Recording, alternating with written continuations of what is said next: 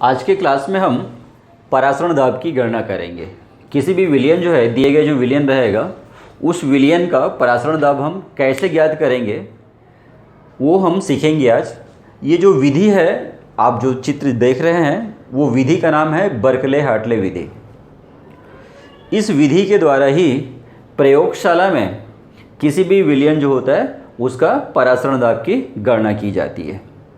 इस विधि में जो ये P1 और P2 आपको जो दिख रहा है, ये एक बेलनाकार सरंध्र नली होता है। P1 और P2 जो है यहाँ पे आपको दिख रहा है वो बेलनाकार सरंध्र नली होता है, जिसके ऊपर में ये कॉपर फेरोसाइनाइड का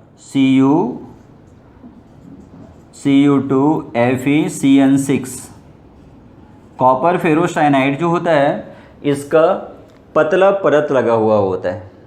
ये जो परत रहता है, ये परत यहाँ पर अर्धपारगम्य झिल्ली का काम करता है।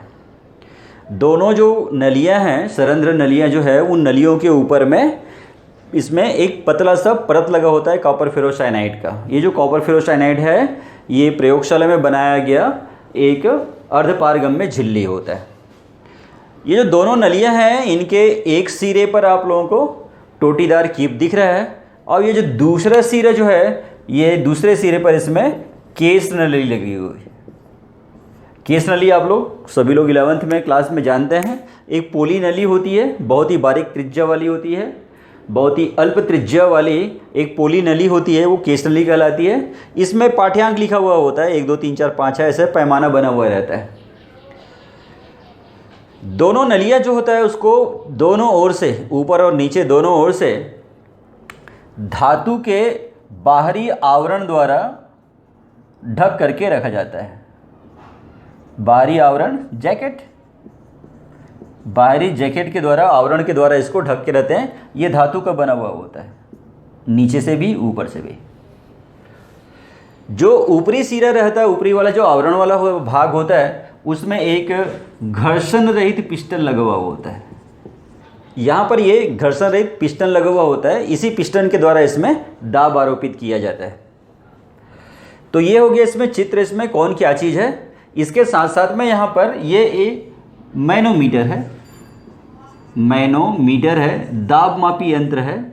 यहाँ जो हम दाब आरोपित करेंगे उस दाब को मापने के लिए इसमें एक पैमाना लगा हुआ होता है, कहलाता है वो मैनोमीटर। तो इस प्रकार से इसका ये रचना हुआ। P1 P2 मैंने बताया आप लोगों को। इसमें दो जो है उस बेलनाकार, इसमें नली है, सरंध्रयुक्त होता है, छिद्रयुक्त होता है, जिसमें कॉपर फेरोसाइनाइड का पतला परत लगा होता है। ये परत जो है वो अर्धपारगम्य झिल्ली का काम करता है। इसके एक सिरे पर टोटीदार कीप लगा हुआ होता है, दूसरे सिरे पर केस नली लगी होती है। इसको दोनों ओर से धातु के बाहरी आवरण द्वारा ढक करके रखा जाता है। बाहरी आवरण जो होता है उसके ऊपरी वाले भाग जो होता है उसमें घर्षण रहित पिस्टन लगा होता है। उस पिस्टन पे दाब आरोपित करेंगे तो उस दाब को मापने के लिए इसमें मैनोमीटर लगा हुआ रहता है। अब इसकी प्रयोग विधि देखिए। तो सबसे पहले हम लोग टोटीदार कीप होता है, उस टोटीदार कीप की सहायता से सरंध्र नलियों में विलायक माध्यम को भरा जाता है। विलायक माध्यम के रूप में हमेशा जल का ही उपयोग किया जाता है, और वो उसमें जल कितना भरा हुआ है उसको हम लोग यहाँ पे केस नली में इसमें नोट करके रखे रहते हैं कि केस नली में जल का तल किस ऊंचाई तक चढ़ा हुआ है। अब जो बाहरी जैकेट जो रहता है, उस बाहरी जैकेट जो होता है, उस बाहरी जैकेट में हम लोग उस विलयन को भर दिए रहते हैं जिस विलयन का हमें परासरण दाब ज्ञात करना रहता है। जिस किसी विलयन का परासरण दाब ज्ञात करना होगा उसको हम लोग इसमें बाहरी जैकेट में भर के रखेंगे और कुछ समय के लिए इसको छोड़ देंगे परासरण की घटना होने के लिए। तो यहाँ परासरण की जब घटना होगी तो विलायक माध्यम जो होगा, जल जो होगा, उस जल के जो अणु होगा वो झिल्ली को पार करके, अर्धपारगम्य झिल्ली को पार करके वो विलयन में आने लगेगा। क्योंकि परासरण की क्रिया में विलायक के अणु जो है वो विलयन में जाने लगता है। इस प्रकार से विलायक के अणु जो होगा वो विलयन में जाने लग जाएंगे। उससे क्या होगा, उससे ये होगा कि केस नली में जल का जो तल होगा वो नीचे गिरते जाएगा, और जब दोनों के बीच में साम्यावस्था स्थापित हो जाएगा, अर्थात परासरण की क्रिया पूरी समाप्त हो जाएगी, तो अब केस नली में जल का तल का जो नीचे गिरने की जो प्रक्रिया होगी वो समाप्त हो जाएगी। तो ऐसी स्थिति में हम लोग क्या करते हैं, फिर ये घर्षण रहित पिस्टन जो होता है, उस घर्षण रहित पिस्टन में हम लोग पिस्टन में दाब आरोपित करते हैं, इसको दबाते हैं। तो दाब आरोपित करने पर क्या हो जाता है, जब इसमें विलयन में दाब आरोपित होता है तो उस दाब के कारण में विलयन के जो अणु होते हैं वो वापस विलायक माध्यम में आने लगते हैं। और जब ये विलायक माध्यम में आएंगे तो फिर से केस नली में जल का जो तल होगा वो चढ़ने लगेगा। तो यहाँ पर हम लोग इसमें जो विलयन जो हो रहा है उस विलयन में इतना ही दाब आरोपित करते हैं जिससे कि केस नली में जल का जो तल होता है वो अपने प्रारंभिक बिंदु तक पहुँच जाना चाहिए, ना तो उससे ऊपर होना चाहिए ना तो उससे कम होना चाहिए। जिस ऊंचाई तक आरंभ में प्रयोग से पहले केस नली में जल भरा हुआ था, दाब आरोपित करने पर भी केस नली में जल का तल जो है वो उतना ही रहना चाहिए। ऐसी स्थिति में हम लोग देख लेते हैं कि मैनोमीटर में जो संकेतक लगा हुआ है वो संकेतक का पाठ्यांक कितना देता है उसको नोट कर लेंगे यहाँ पे, और वही संकेतक जो होगा जो पाठ्यांक देगा मैनोमीटर वही उस विलयन का परासरण दाब होगा। तो इस प्रकार से इस विधि में हमको परासरण दाब ज्ञात करने के लिए किसी सूत्र की आवश्यकता नहीं होती है। ये सीधा सीधा बस इसमें मैनोमीटर का पाठ्यांक लेना रहता है। मैनोमीटर का पाठ्यांक जो भी पाठ्यांक देता है वही उस विलयन का परासरण दाब होता है। तो इस प्रकार से ही इस विधि के द्वारा हम लोग किसी भी विलयन का परासरण दाब ज्ञात कर लेते हैं। ये विधि जो है, इस विधि की कुछ विशेषताएं हैं। ये विधि जो है हम अभी आपको समझाया है उस विधि में क्या क्या अच्छाइयाँ हैं, क्या क्या लाभ है इस विधि के, क्या विशेषताएं हैं। तो सबसे पहले ये है कि एक प्रत्यक्ष और सरल विधि है, प्रत्यक्ष व सरल विधि है। इसलिए इसमें जो प्राप्त मान होता है किसी भी विलयन का जो हम परासरण दाब ज्ञात करते हैं उस परासरण दाब का जो मान होता है वो शुद्ध होता है, उसमें त्रुटि होने की संभावना नहीं होती है, क्योंकि इसमें कैलकुलेशन की आवश्यकता नहीं है। सीधा सीधा बस हमको मैनोमीटर का पाठ्यांक लेना रहता है, जो पाठ्यांक दिखेगा वही परासरण दाब है। इसलिए ये बहुत सरल विधि है परासरण दाब ज्ञात करने की, त्रुटि होने की संभावना बिल्कुल कम होता है। दूसरी बात बताया मैंने अभी आप लोगों को कि जब यहाँ पर विलयन और विलायक हम छोड़ते हैं तो दोनों के बीच में बहुत जल्दी साम्यावस्था स्थापित हो जाता है। विलायक और विलयन के बीच में साम्यावस्था अति शीघ्र स्थापित हो जाता है, अर्थात प्रयोग करने में हमको विलयन का परासरण दाब ज्ञात करने में अनावश्यक समय हमारा नष्ट नहीं होता है, बहुत जल्दी हम लोग इसकी गणना कर लेते हैं। तीसरी बात है इसमें जो अर्धपारगम्य झिल्ली जो दिख रहा है आप लोगों को कॉपर फेरोसाइनाइड का बना हुआ होता है, ये प्रयोगशाला में बनाया गया रहता है, और प्रयोगशाला में बनाए रहने के कारण में क्या होता है ये बहुत ज़्यादा मजबूत होता है, इसलिए इसके फटने की संभावना बिल्कुल नगण्य होता है। कितना भी दाब आप आरोपित करेंगे तभी भी इसके फटने की संभावना जो है वो नहीं के बराबर रहती है।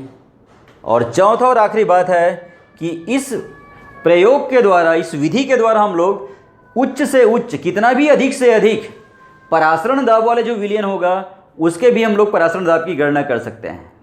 कारण वही है क्योंकि इसमें जो अर्धपारगम्य झिल्ली होता है उसमें कितना भी आप प्रेशर देंगे, कितना भी प्रेशर लगा लेंगे, वो फटने की संभावना तो बिल्कुल है नहीं। इसलिए उच्च से उच्च परासरण दाब वाले जो विलयन होते हैं उसके भी परासरण दाब की गणना हम लोग इस विधि के द्वारा कर सकते हैं। तो इस प्रकार से इस क्लास में हमने सीखा कि कैसे किसी भी विलयन का हम लोग परासरण दाब ज्ञात करते हैं, उस विधि की कौन कौन सी अच्छाइयाँ हैं, कौन कौन से इसमें विशेषताएं हैं वो बताया मैंने आप लोगों को। अब हम यहाँ पर परासरण दाब के आधार पर विलयनों के प्रकार का अध्ययन करेंगे कि विलयन जो होता है उसको परासरण दाब के आधार पर कितने वर्गों में बांटा गया, कितने भागों में बांटा गया हुआ है। तो परासरण दाब के आधार पर विलयन जो होता है उसको 3 वर्गों में बांटा गया है। पहला कहलाता है समपराश्रयी विलयन, या इसी को कहते हैं आइसोटोनिक सॉल्यूशन, आइसोटोनिक विलयन।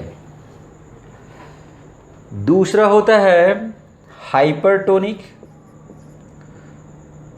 हाइपरटोनिक विलयन, या फिर इसको कहते हैं उच्च पराश्रयी विलयन। और तीसरा होता है हाइपोटोनिक विलयन, हाइपोटोनिक विलयन, या फिर हम लोग इसको कहते हैं निम्न पराश्रयी, निम्न पराश्रयी विलयन कहते हैं। तो इस प्रकार से ये परासरण दाब के आधार पर ये विलयन के 3 प्रकार हैं। समपराश्रयी जैसे कि नाम से पता चल जा रहा है, 2 या 2 से अधिक ऐसे विलयन होंगे जिनके परासरण दाब आपस में समान होते हैं। वे विलयन जिनके परासरण दाब एक दूसरे के बराबर होंगे वो समपरासरी विलयन या फिर आइसोटोनिक विलयन कहलाएंगे। चूँकि हम जानते हैं कि किसी भी विलयन का परासरण दाब उसके मोलर सांद्रता का समानुपाती होता है। परासरण दाब के नियम में हमने देखा है इसको। तो इसका मतलब ये हुआ कि अगर विलयनों का परासरण दाब समान है तो उनके मोलर सांद्रताएं भी समान होगी। तो इस प्रकार से हम कह सकते हैं कि जो आइसोटोनिक सॉल्यूशन होते हैं उनके मोलर सांद्रताएं भी आपस में बराबर होती है। और जब इनके मोलर सांद्रताएं अगर बराबर है तो ऐसी स्थिति में अगर मैं इन विलयनों को अर्धपारगम्य झिल्ली के द्वारा अलग अलग अगर मैं रख दूं, पृथक कर दूं, तो ऐसी स्थिति में परासरण की क्रिया नहीं हो पाएगी, क्योंकि दोनों की सांद्रताएं C1 और C2 दोनों की सांद्रताएं समान है। अब अगर समान है तो परासरण की क्रिया हो ही नहीं पाएगी, क्योंकि परासरण की क्रिया में निम्न सांद्रता वाले क्षेत्र से अणु जो होते हैं वो उच्च सांद्रता वाले क्षेत्र में पहुंचते हैं, जाने लग जाते हैं स्वतः ही। तो चूंकि यहाँ पे दोनों की सांद्रताएं समान हैं, तो सांद्रताएं समान होने के कारण में कोई भी विलयन जो होगा उसके कण जो होंगे, अणु जो होंगे, वो झिल्ली को पार करके दूसरे विलयन में नहीं जा पाएंगे। इसलिए ऐसे विलयनों में परासरण की जो घटना होती है वो नहीं पाई जाती है। ये तो हुआ समपरासरी जिनके परासरण दाब समान हुए। अब अगर परासरण दाब अगर समान नहीं है दोनों विलयनों के, तो नेचुरली एक का परासरण दाब ज़्यादा होगा और दूसरे का जो परासरण दाब होगा वो कम होगा। तो जिस विलयन का परासरण दाब जो है दिए गए विलयन जो होता है उसके परासरण दाब से ज़्यादा होता है। मान के चलिए मेरे पास में भी दो है विलयन है, इसमें से ये मान लेता हूँ पहले विलयन की मोलर सांद्रता जो है वो ज़्यादा है दूसरे विलयन की अपेक्षा। तो भाई मोलर सांद्रता अभी बताया आप लोगों को, मोलर सांद्रता और परासरण दाब सेम होता है, अर्थात पहले विलयन का परासरण दाब ज़्यादा है दूसरे विलयन से। तो जिस किसी विलयन का परासरण दाब ज़्यादा होता है अर्थात उनकी मोलर सांद्रता ज़्यादा होती है दिए गए दूसरे विलयन की अपेक्षा, ऐसा विलयन जो होता है वही कहलाता है हाइपरटोनिक विलयन या उच्च परासरी विलयन कहलाता है।